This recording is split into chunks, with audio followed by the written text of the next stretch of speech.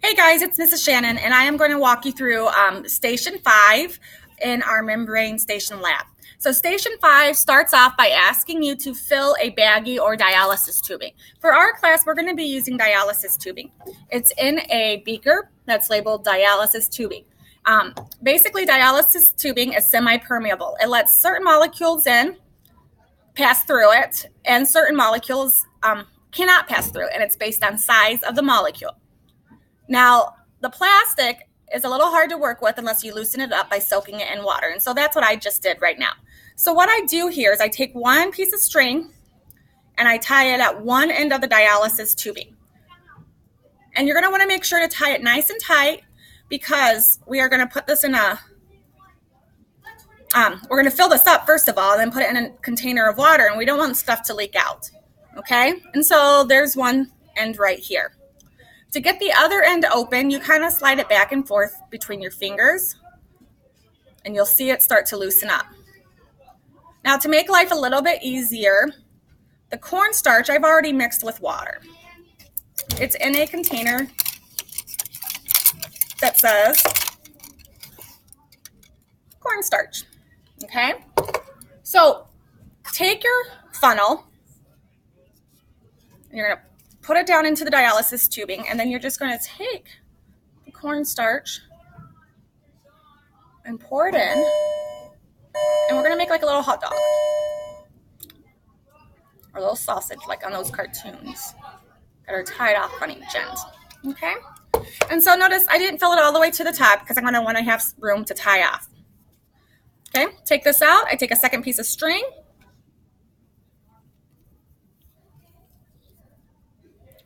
and just like before, I tie off. Now, you do want to make sure that you didn't get any of the cornstarch on the outside. If you got stuff on the outside, you will want to pat it dry. Same thing up here. If there's cornstarch that's inside of it that you think might come out, you're going to want to get paper towel and dry it off. The next step is to put it in a beaker of water filled with halfway filled with water and about 20 drops of iodine. So, and I believe that sink doesn't work, so I'm just going to pour a little of this water in. Okay. And then the iodine is in a container that looks like this.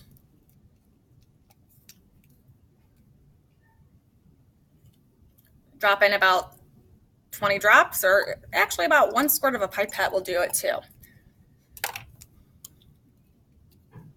Okay. You'll notice that it's a nice, I don't know if you call it nice, but a golden yellowish color. You will want to make that observation in your cell membrane student handout sheet that's in your notebook. And then all you need to do is take your little sausage and place it in here, and you're going to let it set for about 15 minutes. While you're letting it set, you are going to want to record predictions inside of your notebook. It's going to predict what color it will be after the 15 minutes. I will tell you that iodine, when it's mixed with starch, is an indicator. It will turn black or purple in the presence of starch, and we call solutions indicators if they turn color in the presence of other molecules. So iodine is an indicator for starch. It will turn black or purple when it reaches the starch. Okay, so hopefully that helps you, and you can use this video as a tutorial to help set up if Mrs. Shannon is busy.